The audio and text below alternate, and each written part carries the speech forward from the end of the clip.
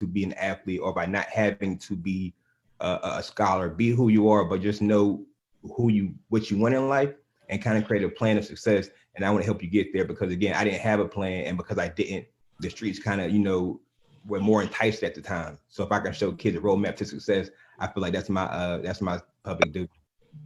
Thank you for that. And I want to say, if anyone is uncomfortable with, I didn't turn on the recording. I would like to record, so I'm recording.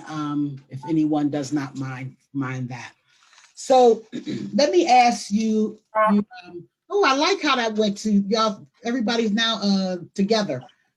All of our guests are together. The host is together. So,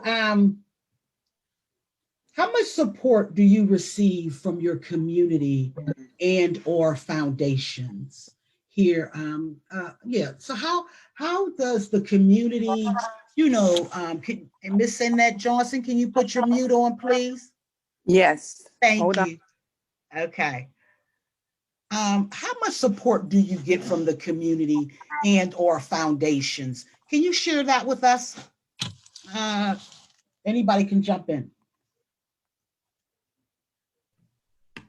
I think I'm blessed to be in the position that I'm in. I think because of the work I do inside of the schools and in the community itself, just so many parents and so many communities know the work that we do and what we provide, so they're there.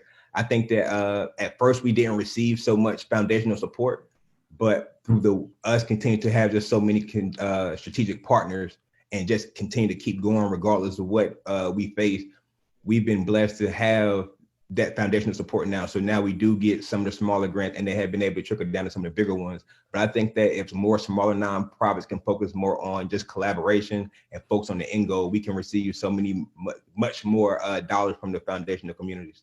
Yeah, and I'm glad you said that, Kevin, because what you spoke was you didn't give up even when you were being told no, and that speaks volumes because a lot of times, especially grassroots, it's hard. It's hard work. It's 10 toes to the ground, every day. So I appreciate that you mentioned that. Pastor Coleman, would you like to chime in on that? Yeah, so in large part, the Community of Change Center is an infant right now, just detached from the church as its own standalone 501c3 organization at the beginning of last year.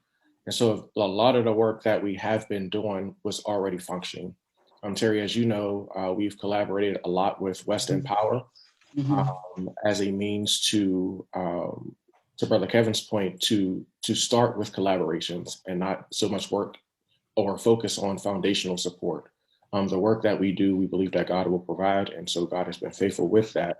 But through that, it has given us the ability to partner with nonprofit organizations within the West End, whether it be direct programming or whether it be just providing space, as we just purchased the building last year. So now we have a space to call the Community Change Center its own. So. Yeah. And I'm glad you brought that up, that Community of Change Center is a baby, because, when we get to the end, I would like that everyone, I'm going to ask each of you, how can someone help? How can someone get involved? And how, and what does that look like? So I'm glad you brought that up, Pastor Coleman. Kia, would you like to chime in? Yes, as far as community support, I've had great community support with my organization. I've been able to collaborate with a majority of the organizations that are a part of this today. So I've been very blessed as far as the community just really pitching in and helping me.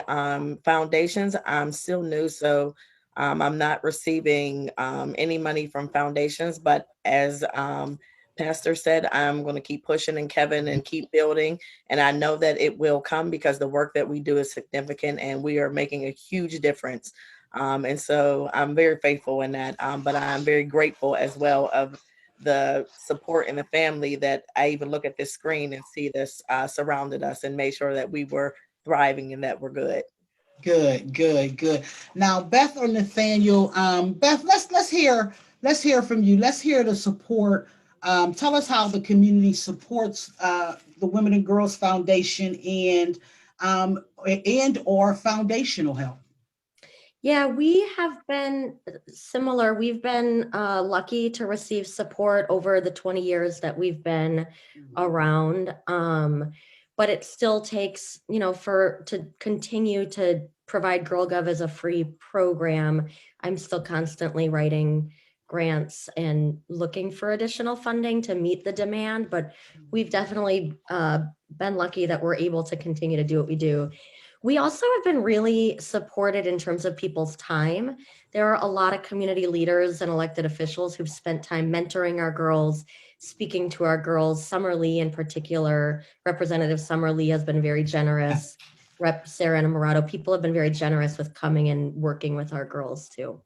Oh, good. And I'm glad that you mentioned the 20 years because, if everyone can tell, we have baby organizations, baby community leaders. We have them in the middle who is just now being blessed in going forward. And let's hear about the Connect Center.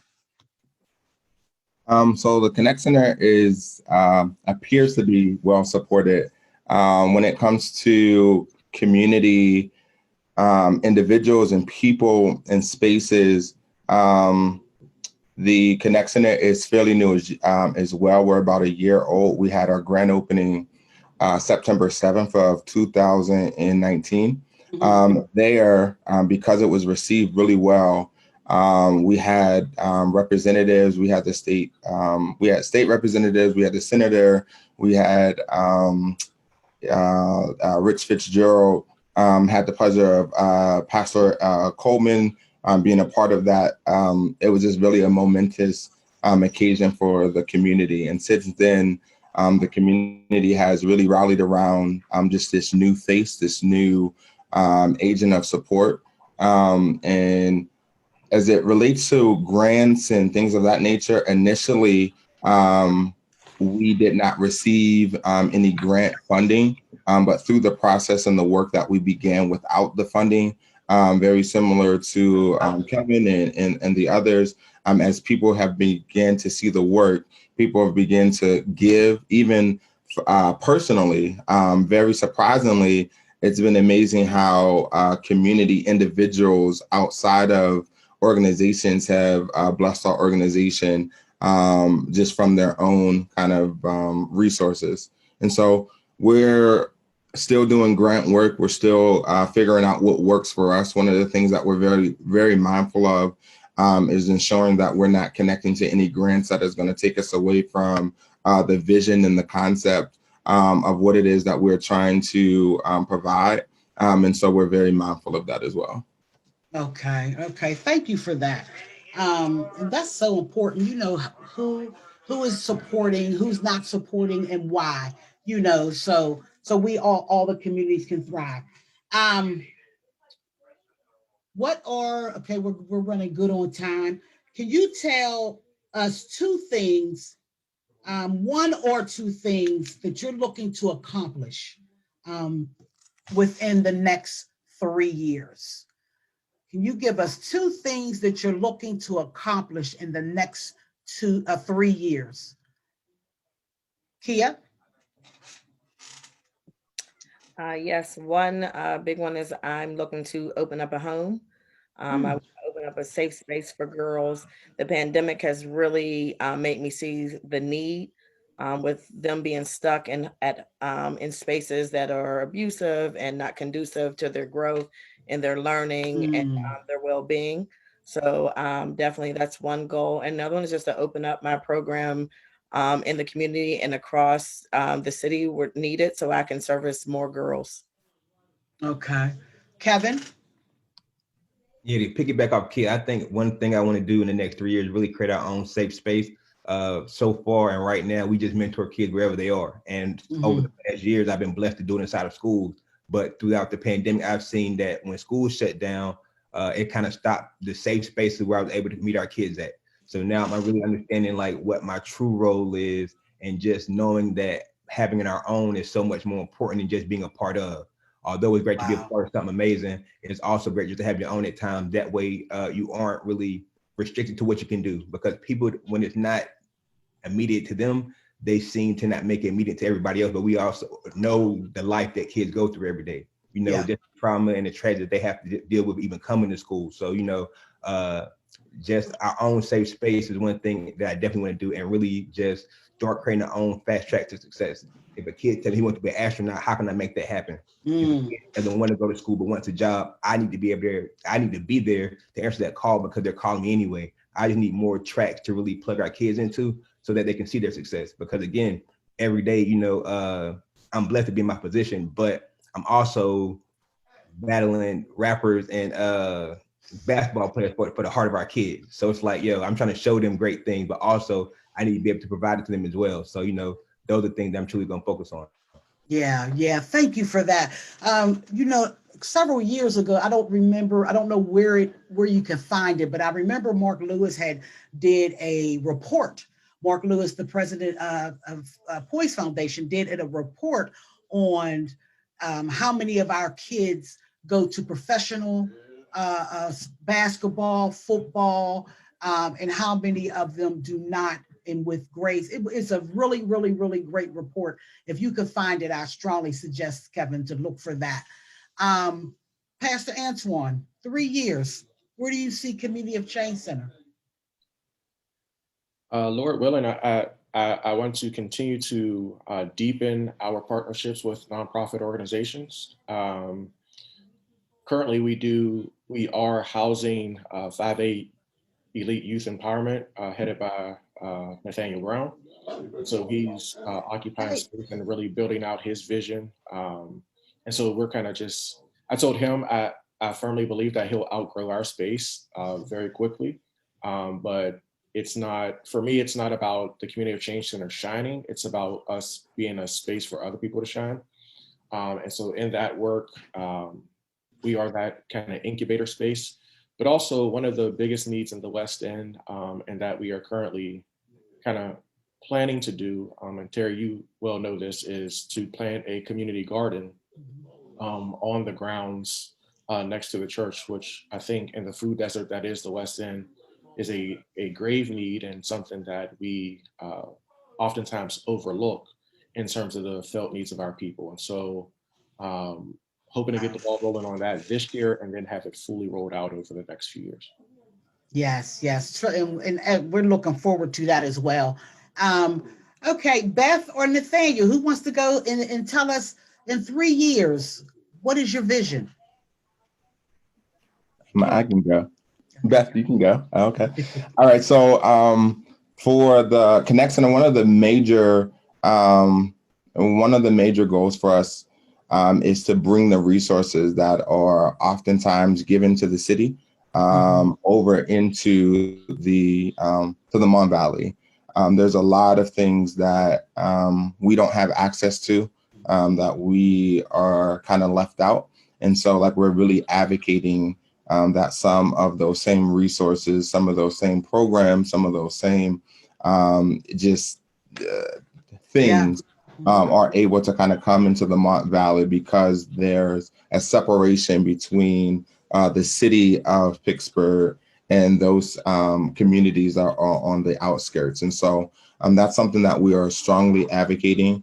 In addition to that, we are creating just space. One of the things is within the building, we have been able to create spaces for just teen engagement. Within that, we are also working right now with team employment and creating spaces for them. We have a cafe that we just recently opened, and we just made some partnerships and some connections where teens are able to come and get job readiness skills and so on and so forth. And so one of the major dynamics is recognizing that in the Mon Valley, they're very high for teens and those that are committing violence and those of teen deaths. And so one of the ways to hopefully combat that is to create job opportunities for them and create spaces for them. And so we're being very intentional about creating opportunities for that as well.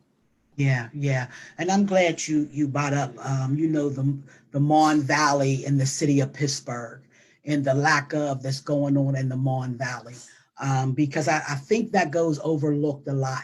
So I'm glad you brought that up. And again, at the end, I'm going to ask, how can someone help?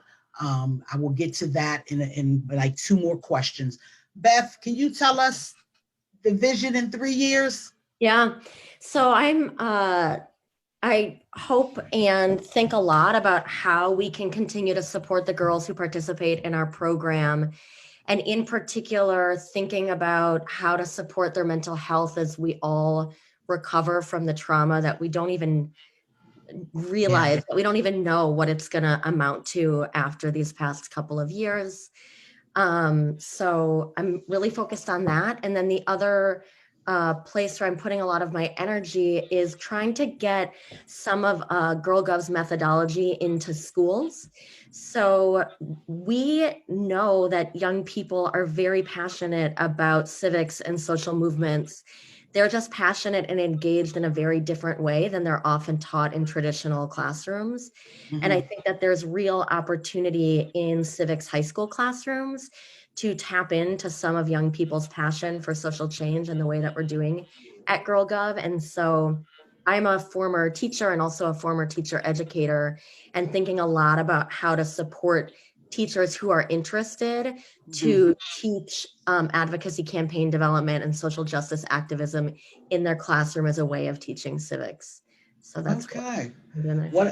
Thank you for that. What I hear is there needs to be some connecting going on with our guests, when this is over. And again, I'm going to ask everybody to put their contact information in the chat before we hang up, before we, go. A couple more questions, and then we will throw it to our audience to see if they have any questions. And again, how can they get involved and what do they need to do?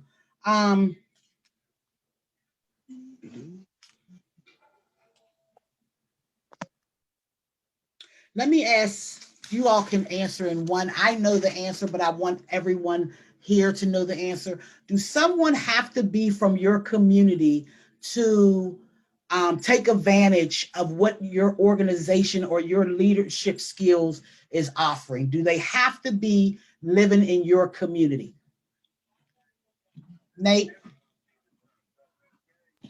No. So we've served based upon various activities and events that we've done.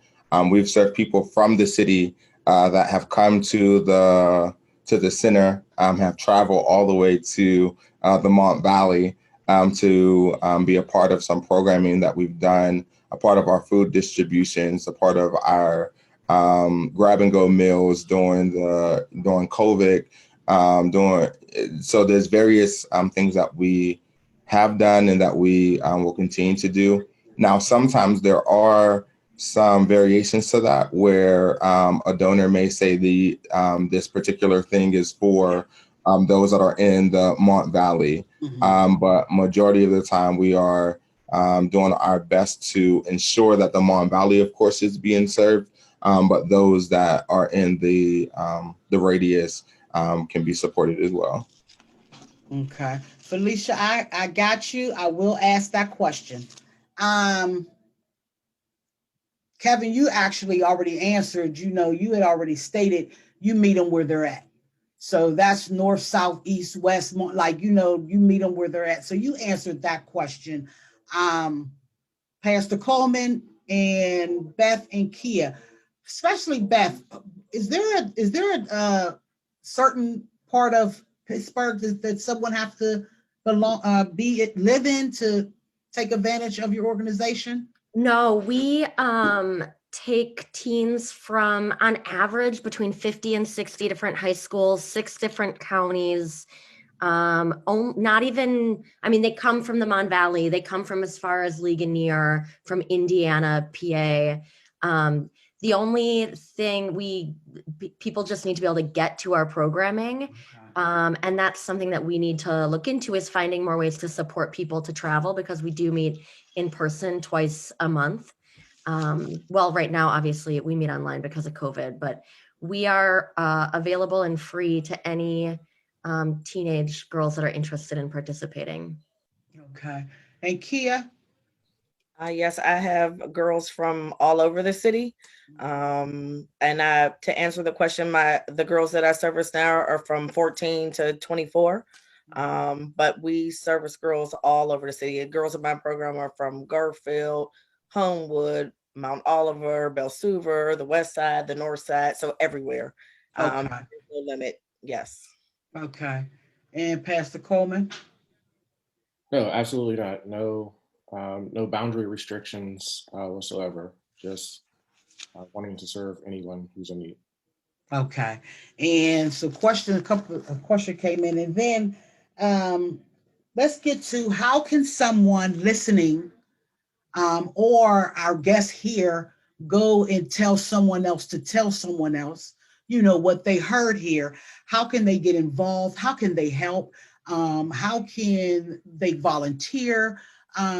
Yeah. And when you say that, can you also um, give the location of your organization and your leadership area in Pittsburgh, please? So, Kevin, how can somebody help you? How can somebody volunteer? How can somebody get involved? And exactly, you said you're located in the schools. So right now, is it via Zoom, or how can someone get in touch with you? So traditionally, we started off as Heinz Fellows, myself and my other two co-founders. Once we finished our fellowship, we created our own organization, which was housed at the Grayson Center in the Hill District. It's actually named after my cousin, who was unfortunately killed due to gun violence. So a lot of our programming is done there, but since doing that, we've had kids travel from the north side, from Homewood, and our program has been blessed to be embedded into the schools now. So now we're housed in the school, but because of COVID, we meet through via Zoom.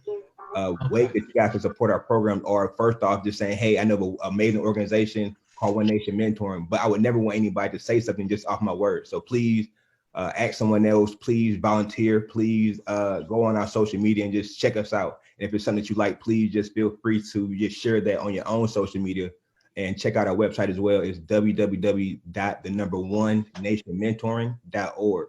And we also have we also have a campaign going on called Crown the King. And if you guys could donate between $10 to $20 a month, it provides different experience for the youth that we serve. So some of them may want to go on college tours. Some of them may want SAT prep classes. Some of them may just want to just have different cultural experiences. And again, if anybody comes to me with an idea, I know we can make it happen. So I want to show our kids as much as we can show them. So anything you guys could do will be supportive and it'd be truly helpful. Okay. So Kevin, when I go to the next guest, can you please put your information in the chat so everyone can get that, if you don't mind. Dr. Neal, I got your question. I will make sure that it is answered. Pastor Coleman, how can someone get involved, help, or how can someone get in touch with you? Yeah, thanks. So I'm reached mostly via Facebook, Community Change Center official Facebook page, also via email, coccpgh@gmail.com. To get involved, we've kind of been in a holding pattern due to COVID because a lot of the work that we do was focused on in-person partnerships. And so we are kind of in a planning process now of seeing, what 2021 has to hold to roll out.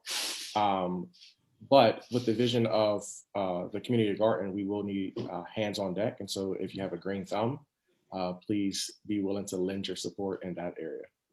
Thank you. Thank you so much. And unfortunately, because of COVID, a lot of volunteer work is not being done, but there is so many other ways to support our organizations that is out here, doing 10 toes to the concrete for our community and our youth and our families. Pastor Coleman, can you please put your contact information into the link?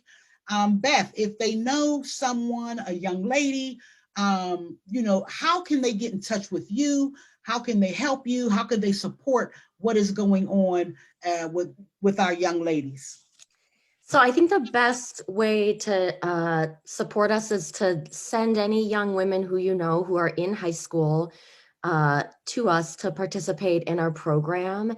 If you know any teenagers who are passionate about social justice, who are angry about what they see, who are looking for a way to make a difference, send them to us. I actually have 2 of our girls are on this call right now, and it's really cool to see their names on here. And if there's time, they can tell you there's a really welcoming, loving community at GirlGov. And so if you know any girls who just need a community like that, please send them to us.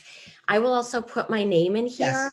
If you are, if you want to help a young woman get involved, but she might need an extra push, I'd be happy to connect with her or connect her to one of our girls too, to help get her involved in our program.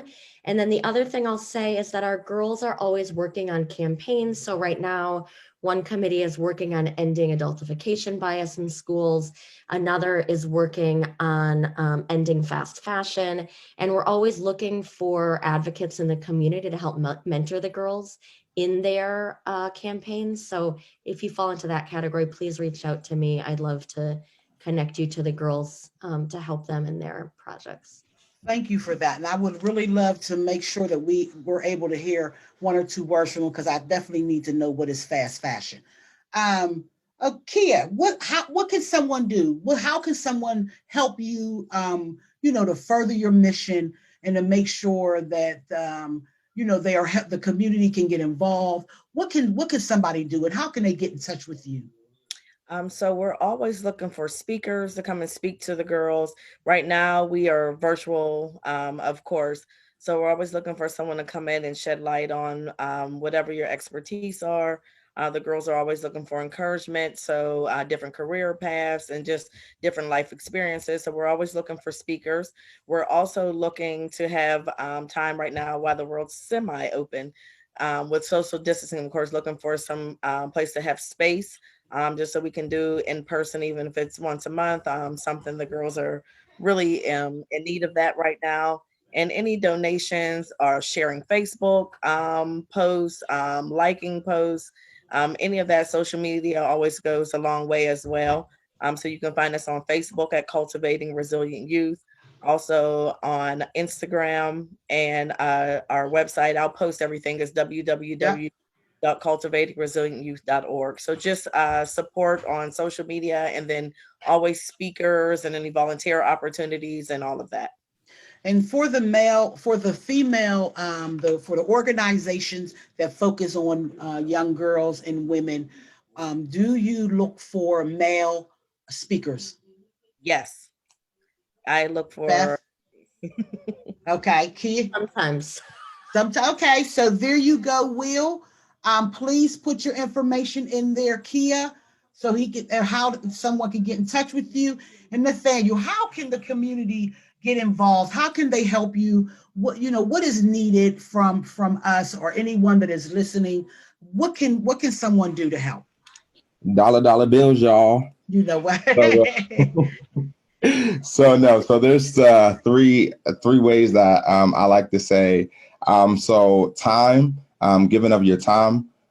There are various people who come and they volunteer literally since the start of the center. People have been very diligent in seeking out their time, and even those that come and receive from this space, we always encourage them as well to come back to give of their time. A lot of times people feel like if they receive a donation that they need to be able to give the exact same thing back, or they need to give money back.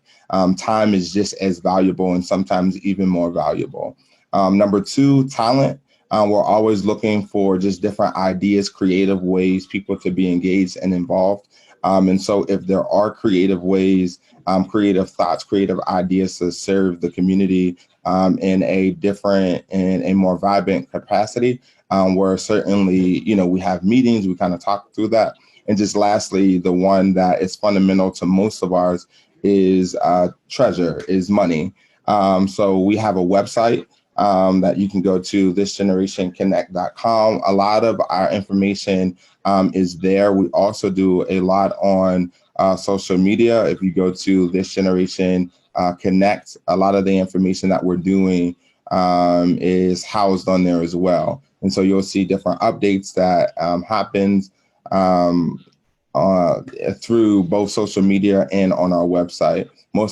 All of our events are pre-populated on the website as well. And so we really use the website as our host for almost everything that we do as well. And so we do have on there our ways to give. One of the first things that pop up is if you want to donate. There are people who give. There's people even this year, and yes, we're not a church, but people decided to do what they call first fruits to our organization. And so you got, is there one? You guys can give if you put like. Your information in the chat.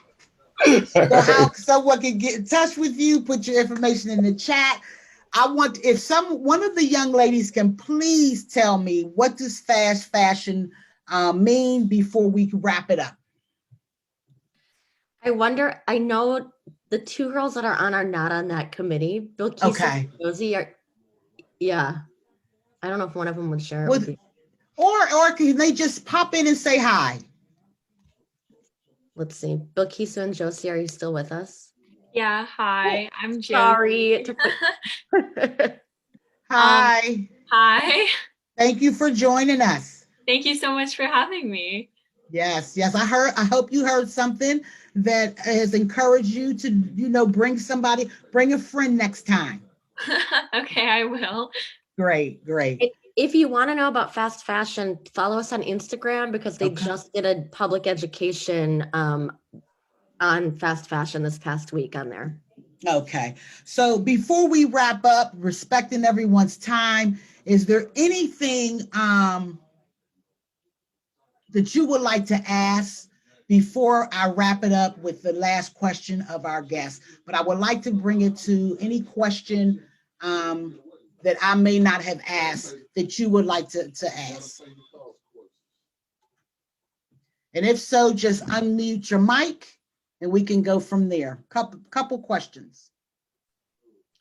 Yeah, I have a question maybe for Kevin. This is Paul Pulicki, even though Will is my son, it's his computer.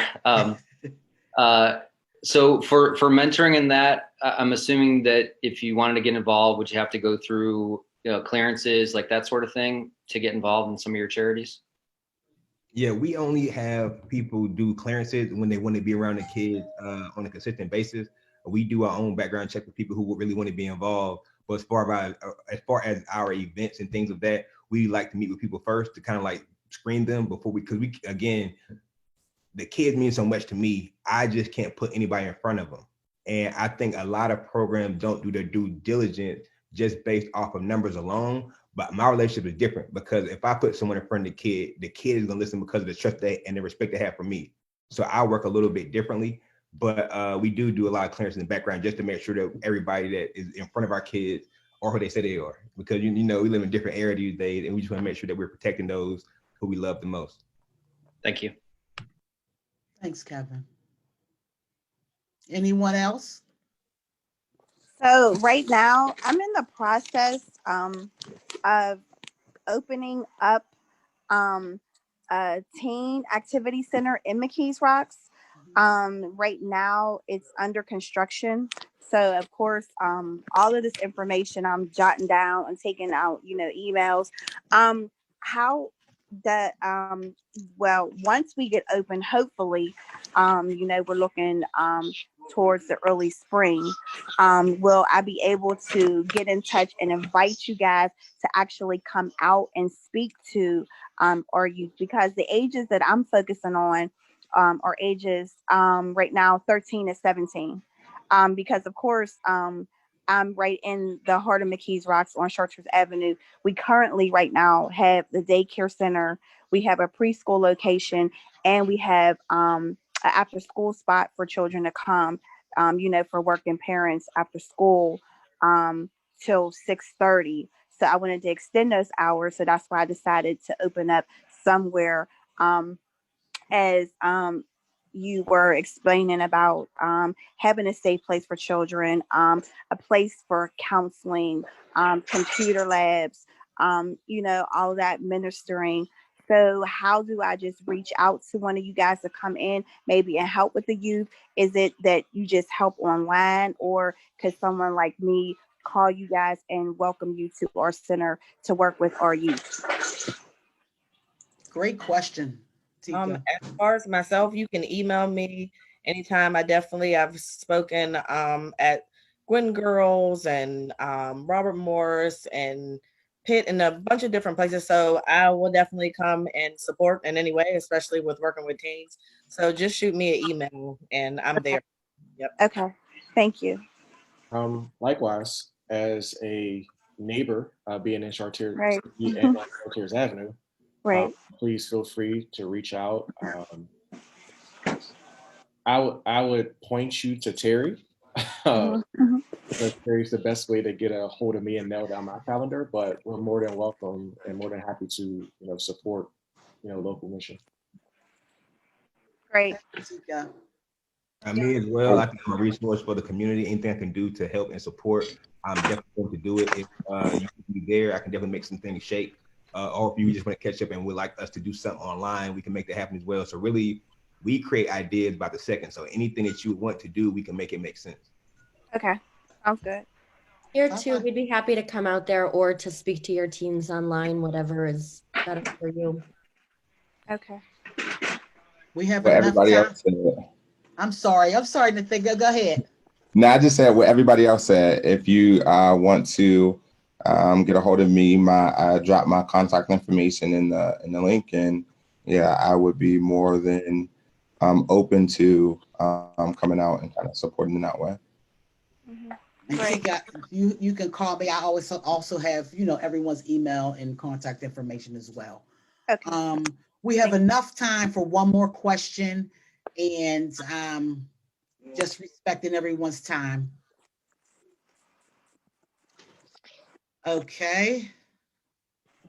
All right. So because I did not record at the very beginning, can we just please to our guests, first I want to say thank you, from the bottom of my heart. Kia is on the board of Weston Power, so thank you, but I want to say thank you for everyone, Antoine, Kevin, Nathaniel, Beth, for being there, with the first ask, it was all automatically, of course, yes. So I want to thank you for that. My pastor, Antoine Coleman, is my pastor, so he really didn't have a choice, because like he said, I do his calendar. So, I'm Kia's pastor too. You see me like, yay, my pastor. So if you could just say who you are again in your organization before we stop recording, that will be, because at the beginning, I did not get it, and I apologize for that. Beth, would you like to go first? Sure, I'm Beth Sundell, and I'm the Director of Education at the Women and Girls Foundation. Thank you. Nathaniel? Yeah, Pastor Coleman is my pastor too. I don't know if y'all didn't know, but no, Nathaniel Carter, This Generation Connect, the director. Okay. Kevin? Kevin McNair, Executive Director of One Nation Mentoring. Antoine Coleman, Pastor Coleman? Pastor Coleman, pastor of White Lily Baptist Church and founder and president of Community Change Center and the pseudo West End pastor. Okay, and Kia? Kia Ingram, the founder and executive director of Cultivating Resilient Youth. And thank you. I see some of my board members on here. So I just want to say thank you to my board members that made it today, and my family's on here. And the founder of B3N is also on here as well. So thank you. Oh, wow. Okay, thank you. So I want to say thank you, everyone, for coming. We are 6 minutes shy. So I want to respect everyone's time. Thank you so much. I hope that you were able to get the information, the contact information. And it, like Nathaniel said, time is just as precious as gold. So please, if you can help in any way with any of our guests, it will greatly be appreciated. And with that, I want to say thank you so much. Weston Power says thank you. Thank you to our guests, and thank you to everyone who came to listen and learn today.